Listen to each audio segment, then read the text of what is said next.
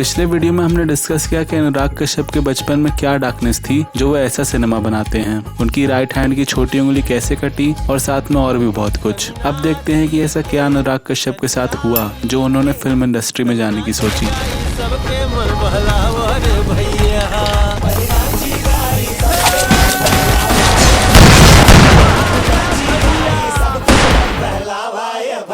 मैं पहले लखनऊ में कुछ समय तक रह के मेडिसिन के लिए तैयारी कर रहा था, क्योंकि साइंस में मेरा काफ़ी साइंस की तरफ झुकाव था, स्पेशली बायोलॉजी की तरफ। लेकिन मेरे को डॉक्टर बनने का शौक नहीं था। I was studying to be a scientist. I was studying entomology, zoology. zoology honours कर रहा था, माइक्रोबायोलॉजिस्ट बनना चाहता था, मरीन बायोलॉजिस्ट बनना चाहता था। साइंटिस्ट बनना चाहता था जब मैं स्कूल में था। Just I think a fantasy. You always fancy yourself as someone, no? जो भी फैंसी लगता था बनना चाहता था। I'll find the cure to cancer and I'll find the cure to virus and AIDS and things and Nobel Prize ये तो अभी भी विज्ञान ही है जो कर रहा हूँ। फिर क्या हो गया, क्या बदला? फिर वो बाद में आई थिंक कुछ नहीं, फिल्म फेस आप कॉलेज में जाते हो तो सडनली सब कुछ चल जाता है, मतलब आप सडनली बहुत सारी नई नई चीजें देखते हो। So, जब तक मैं अपने स्कूल से बाहर नहीं निकला और मैं कॉलेज में नहीं गया और एक नए माहौल में नहीं गया, मैं दोबारा शुरुआत नहीं कर पाया। जैसे ही मेरा स्कूल खत्म हुआ और मैं कॉलेज में गया तो सिंधिया में जितना बुली हुआ था हंसराज कॉलेज में घुसते पहले जिम ज्वाइन जिम जाने लगा, मैं पढ़ाई करने लगा, मैं हर वो काम करने, मैं ज्यादा आउटगोइंग हो गया था। पहले ये था कि जो वहाँ पे वहाँ नहीं होना चाहिए और फोर्सिबली था शुरू में अपने आप को फोर्स करके मैं वो हर काम करता जो मैं पहले नहीं कर पाता। जब आप स्कूल से कॉलेज में गए तो आप उससे भी बाहर निकल आए, जो उससे भी बाहर निकल आए। लगातार सेक्सुअल अब्यूज हुआ। 16 साल की उम्र तक तो आप सारे बॉयज स्कूल में पढ़ते हो, कॉलेज में आए तो पहली बार लड़कियां देखी। अरे हॉस्टल का अनुराग बहुत अलग था। हॉस्टल का अनुराग सिर्फ गर्लफ्रेंड ढूंढ रहा था, तो होता है उस उम्र में पूरा ध्यान ही भटक गया। मैं इश्क ढूंढ रहा था, पढ़ाई लिखाई में मन नहीं लगा। उस समय तो कुछ पता ही नहीं था लाइफ में करना क्या है। मैं तो ये नहीं समझ में आता था कि किसी को मैं पसंद क्यों नहीं आता। मुझे कोई गर्लफ्रेंड नहीं थी मेरी यूनिवर्सिटी में। तो हम लोग वो दौर ऐसा गुजरा था जहाँ पे ठंडी बीच में से मांग निकालने लग गए थे हम लोग। रंग बिरंगे कपड़े पहनने लग गए थे, लाल टी शर्ट लगता था, लाल टी शर्ट पहनेंगे तो देखेंगे। किसी आदमी का सेकंड हैंड और थर्ड हैंड एडिडास का जूता खरीदने के लिए पैसे इकट्ठे किए जाते थे। उसमें से पूरा पढ़ाई से मैं भटक गया था। And there was a time when I was 18, 19, I was not interested in anything because of the girl that I broke up with. She had left me. इसी दिल्ली यूनिवर्सिटी के हिंदू कॉलेज में एक और फिल्म मेकर पढ़ते थे जिनका अनुराग के साथ काफी सालों का याराना है। मतलब आप यकीन नहीं कर सकते हैं कि वो कितना ओछा इंसान था उस वक्त। 1992 in Delhi, Imtiaz was still in Hindu, and 1992 in Delhi, I had just discovered theatre, and I was doing a lot of theatre. तो मेरे पास शायद अब भी वो फोटो है जो लेकर के वो आया था मुझसे मिलने के लिए सेकेंड ईयर में, क्योंकि उसको एक्टिंग करनी थी। I met a guy who said, "For you need to get pictures clicked if you want work," and so I got my pictures clicked. वहाँ एक टेलीविजन प्रोडक्शन हो रहा था दिल्ली यूनिवर्सिटी में, कोई सज्जन आए थे और वो बोल रहे थे कि मैं यहाँ पे एक सीरीज बनाना चाहता हूँ या कुछ टेलीविजन के लिए बनाना चाहता हूँ, तो कास्टिंग करनी थी। तो मैं कोई प्रोडक्शन का मुलाजिम टाइप में चुना गया था। अनुराग कश्यप एक लौता व्यक्ति था जो हंसराज कॉलेज में जिसको पता चला कि ऐसा कुछ हो रहा है। There's a company that used to do that. We'll make portfolio for 3,000 rupees, which was a lot of money. So I collected 3,000 rupees and got some pictures clicked. मैं देखा चश्मा पहन के सीरियस लुकिंग आदमी, जो सीरियस फेस बनाता है अनुराग बहुत सीरियस लगता है। आया और आकर के उसने कहा कि इम्तियाज अली, तो पहली बार मैं मिल रहा था। And those pictures I gave Imtiaz, that was my only portfolio I made. तो मैंने देखा ये तो तुम ही हो, ये भी तुम हो, ये भी तुम हो, तो हाँ ये मेरा पोर्टफोलियो है, तो क्या करना है? And I didn't know what to do because since I was doing theatre, I thought acting is a way into the film industry, but I wasn't very clear about what I want to do with acting. तो बोला मैं acting करना चाहता हूँ, आप series आप लोग कुछ बना रहे हैं तो मुझे आप कास्ट करना। उसके बाद क्या हुआ कि जब भी मैं किसी मीटिंग में जाता था, कभी कास्टिंग के लिए, कभी किसी चीज़ के लिए, उस सीरीज में जो कुछ 4-5 दिन या 1-2 हफ्ते का कुछ कार्यक्रम रहा होगा वो खत्म हो गया, हर मीटिंग में ये भी आता था। मैं कुछ लाया वाया नहीं हूँ उसको, भाई वो मुझे लाया है। हम साथ आए हैं, एक्चुअली हम साथ हैं। हम दोनों ने बहुत वक्त साथ में गुजारा और आई थिंक एक दूसरे को झेलते इसीलिए रहे हैं, बर्दाश्त किया है, क्योंकि हमारा नजरिया एक ही चीज़ को देखने का बहुत अलग है। उनकी पहली वाइफ आरती बजाज भी AK को एज अ बैचमेट हंसराज में ही मिली थी। इस कॉलेज की यादों को होमाज देने के लिए उन्होंने देव डी के कई पोर्शंस यहाँ शूट किए। कॉलेज के शुरुआती दिनों में बैड कंपनी की वजह से AK ड्रग्स कंज्यूम करने लगे थे, जिसकी वजह से वो अपनी हायर स्टडीज को लेके कम सीरियस होते जा रहे थे। किसी तरह थिएटर और सिनेमा के प्यार ने उनको उस फेस से निकाला। कॉलेज से ग्रेजुएट होने पर अनुराग कश्यप ने जन नाट्य मंच भी ज्वाइन किया। करीब 1992 में मैं जब ग्रेजुएशन खत्म किया हंसराज कॉलेज दिल्ली में, जैसा अक्सर होता है हम लोग यूपी से आए हुए बच्चे जो पढ़ाई करते हैं तो उनको काफी प्रेशर होता है कंपटीशन देने का, यूपीएससी दो, आईएएस बनो, आईपीएस बनो। फिर मेरा एक दोस्त था सुनीत सिन्हा, जिनका दिल्ली में एक्टर फैक्टर है, वो काफी थिएटर करते थे। उन्होंने मुझे थिएटर से इंट्रोड्यूस कराया। वो जन नाट्य मंच के साथ थे तो मैं गया उनके साथ जन नाट्य मंच। मैं स्ट्रीट प्ले किया कई साल और साथ में एक्ट 1 देखा इनके शर्मा का, हबीब तनवीर साहब के नाटक देखता था। फिर हबीब साहब के ग्रुप में घुसने की कोशिश की, जगह ही नहीं थी तो मैं उनके टिकट बेचने लग गया। श्री राम सेंटर पे टिकट बेचता था, हर जगह घुसने की कोशिश की, क्योंकि जन नाट्य मंच में थिएटर में एक जिम्मेदारी थी जिससे मैं डरता था। मतलब एक फिलॉसफी थी, एक सारा जो जिसको वो लोग प्रमोट करना चाहते थे और वो मेरे को समझ में नहीं आता था। जो चीज समझ में नहीं आती थी मुझे तो मैं सवाल बहुत करता था। जब सवाल बहुत करता था तो कई बार कुछ लोग है ना सर डांट दे देते हैं कि सर बेवकूफ वाले बात कर रहे हो, तो मैं थोड़ा सा घबरा जाता था। तो एक्ट 1 की तरफ जाने के लिए एक्ट 1 में जो प्ले होता था उसमें गाने होते तो बड़ा अच्छा लगता था, लेकिन वहाँ जगह नहीं मिलती थी। तब उसमें पीयूष वगैरह ये लोग, पीयूष वगैरह थे, सब लोग थे। तो वही मैं पीयूष मिश्रा और मनोज बाजपेयी को तभी से नेटुआ से देखा मैं। और वही एक था जब मैं यूपीएससी का एग्जाम था और मुझे देना था और मेरे को देने का मन नहीं था तो पिताजी को मैंने बोला मैं देता हूँ। एक्चुअली मैंने दिया नहीं। वो एक साल जो उसी बहाने में यही सब एक्सप्लोर करता रहा। सिनेमा को लेके एक का एक्सपीरियंस पहले बहुत अलग था। सिनेमा बहुत देखता था मैं बचपन से। I was born in a very small town which had no cinema theater. We used to watch movies on a wall on weekends. We used to have a club where they showed movies, so they were all free. So and there was only one theater a little far away called Chalchitra, which was a kind of a government scheme under which they made theater. Cinema entertainment के लिए देखता था। अमिताभ बच्चन के हम लोग fan हुआ करते थे, बाद में हम लोग गोविंदा के फैन हो गए।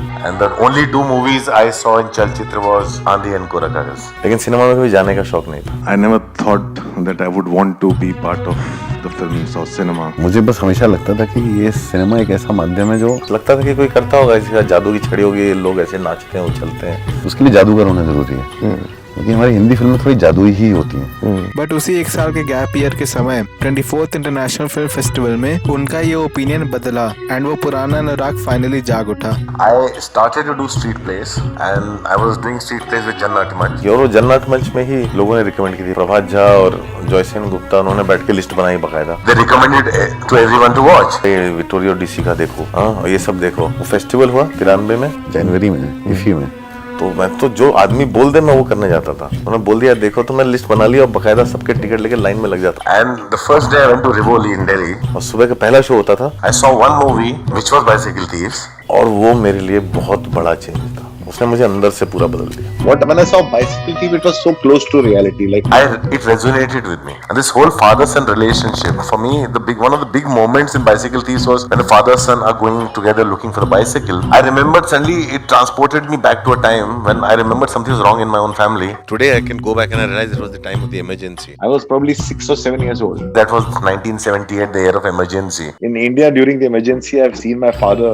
You know, in his job, he would shave every day. When he had suddenly had stubbles, and my father had not shaved in 3 days. For me, that was a big thing. I'd never seen him like that. And he had not slept, and his eyes were red. And I remember, I have a very strong memory of that. And I had to go with the driver to drop food. When they all went on strike. Under a tent. And I knew there was something wrong. Something is not normal. But you know, I remember my name used to be Rinku Singh. And suddenly one day I was told my name is Anurag Kashyap and I can't tell anyone my name is Rinku Singh anymore. Why is that? Because emergency, I think they were targeting people or something. And we are not supposed to be Thakurs or we are not supposed to be Rajputs anymore. There was a lot of this fear about Rajputs and there was a name Singh that was dropped from our surname. My brother still retains Singh in his name, but I don't. For me, it became a very important time. Bicycle Thief took me back to them. Bicycle Thief was also the first time I saw a film which was about working class people, which was about people who are trying to survive and work, and it's kind of resonated with me. And suddenly, यार जो मैं सोचता हूँ तो फिल्में बनती हैं दुनिया में। फिर लगा कि जो मैं कहानियाँ छुप छुप के लिखता हूँ, are also movies and people do watch them. The kind of stories you want to tell, people world over are making those films.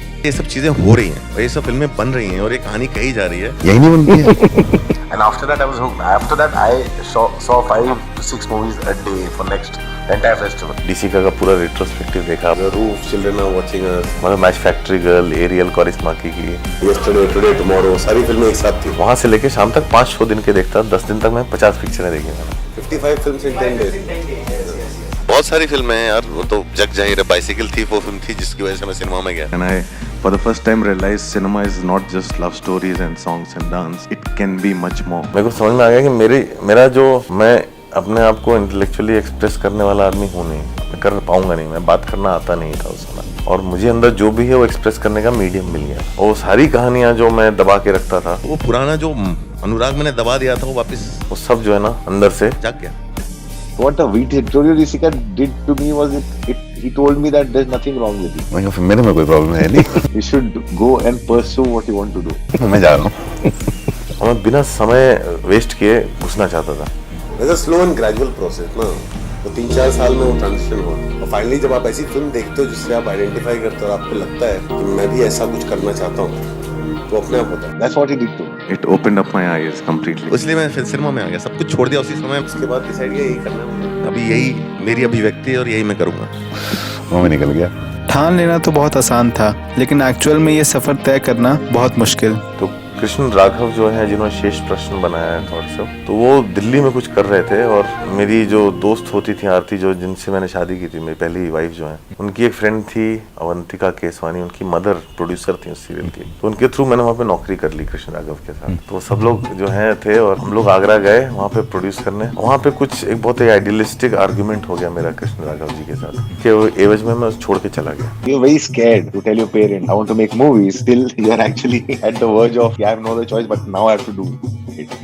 And my family was very unhappy about my choice. So I come from a family of engineers and mathematicians. My dad asked me like, how much money do you want? And I said very confidently 6,000, because you know I had absolutely zero clue. I was very naive. So I was in boarding school all my life. I was in hostel in Hansraj College, and my dad paid all the bills. So in my head, and my cousin who was in Miranda was given $300 per month for me.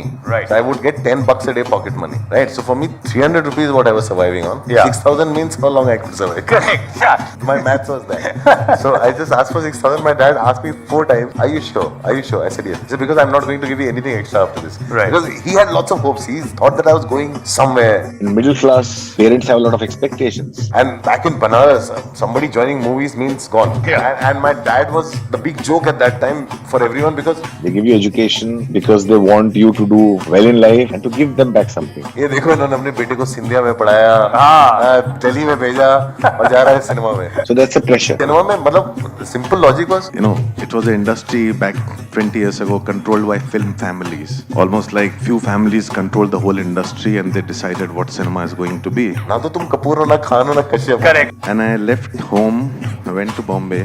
और निकल पड़ी। Finally 3 जून 1993 को अनुराग कश्यप बॉम्बे पहुंच गए। मुंबई आ गया 3 जून। कैसे आते हैं लोग 3 जून मुंबई? 93 को। मैं तो ऐसे ही आ गया। मैं इम्तियाज अली आ रहा था, जगदीश शर्मा का क्लासमेट था वो भी आ रहा था, सब आ रहे थे। उनको जेवियर से मिल गया था एडमिशन। अच्छा। तो मैं भी आ ही गया। बॉम्बे आने पर वो 6000 अच्छी जगहों में दिन गुजारने की वजह से खत्म हो गए, जिसके बाद उन्हें सड़कों, lofts, beaches and even water tanks के नीचे कई दिन गुजारने पड़े। फाइनली उनको जेवियर्स के बॉयज हॉस्टल में शरण मिली, जहां उनके पुराने दोस्त इम्तियाज अली और आरती बजाज पढ़ रहे थे। लेकिन अपने रहन सहन से ज़्यादा एक आर्टिस्ट को अपने काम की चिंता रहती है, तो बिना वक्त ज़ाया किए वो पृथ्वी थिएटर पहुंच गए। पर वो ऐसी जगह थी जहां बिना काम करने वाले इंसान को भटकने भी नहीं दिया जाता था, इसलिए एके ने बिना सोचे समझे वहां वेटर की नौकरी मांगी। I wanted to get into a place and I realized that that place was Prithvi Theatre उसमें पृथ्वी में रूल था, जो वहाँ काम नहीं कर रहा था उसका अलाउड नहीं था। and nobody knew me and why would they want me there? ये तरीका है कि मैं सबको जाके लड़ूं कि मैं बोलूं मैं एक्टर हूँ, मैं पृथ्वी पे काम करूंगा। अब पृथ्वी में एक्टर्स की कमी तो है नहीं, कोई नाटक है नहीं जिसमें कास्टिंग हो रही है, आप घुसो कैसे? And the first thing that kicked in was my survival instinct, and the first thing I did was I walked in to the cafe and asked Ujjwal, there's a manager there, and asked him that can I get a job as a waiter, and he looked at me and he said, why would you want to work as a waiter? अब अगर restaurant में नौकरी करो तो वहाँ पे waiter की जरूरत तो है नहीं, कोई क्यों लेगा आपको? I said no, I need a job and I would work as a waiter. He said I don't need any waiter. I said मैंने कहा मैं फ्री में आके वेटर का काम करूंगा दोपहर को, मैं रात को नहीं करूंगा। I'll serve during the lunch and evenings I'll be free. तो फ्री में होता है उनको भी गिल्ट होता है कि फ्री में तो कोई भी किसी काम नहीं करा था ना। It was a hard negotiation. He was too guilty of giving me a free job. I really wanted. He did not know that why I wanted that job very badly. So we worked out a deal where I said, इसमें लूंगा free में काम करूँ, मुझे यहाँ रहने दो, मुझे रात को आप खाना देना। मेरा खाना भी इंतजाम हो गया, मैं पृथ्वी में घुस गया। whatever food your customers don't take, I can eat that food at the end of the day and I'll take the job. उसमें दिक्कत क्या आती है कि आपका जान पहचान का दोस्त है, आप सामने बैठा उसको सर्व कर रहे हो। Very third day I served a friend. How do you face it? But you have to face those things. But वो काम कितनी देर लास्ट करता है? 1 महीना। 1 महीने में सब आपको जान गए, सबने आपको एक्सेप्ट कर लिया, उसके बाद आपको काम करने की जरूरत नहीं। इट्स नॉट रियली स्ट्रगल यहाँ पे। एके पृथ्वी थिएटर में पोस्टर्स भी लगाते थे। time when he used to actually paint posters of my plays at Prithvi Theatre, and I used to say, Annu तूने आज पोस्टर लगाया है ना, आज हाउस फुल होगा, और अन्नू आज हाउस फुल है। पृथ्वी थिएटर के बाहर एक प्लेटफॉर्म था, उसी चबूतरे पर प्लेस होने लगे और उन प्लेस का इंचार्ज मकरंद देशपांडे को बनाया गया, जिन्होंने वीकेंड्स पे प्लेटफॉर्म प्लेस चालू किए। उन 15 मिनट के प्लेस को अनुराग कश्यप लिखते थे। कभी प्रशांत नारायणन उन प्लेस को डायरेक्ट करते तो कभी खुद अनुराग कश्यप। वही 15 मिनट का प्ले आगे चल के रमन राघव 2.0 का ओपनिंग सीन बना।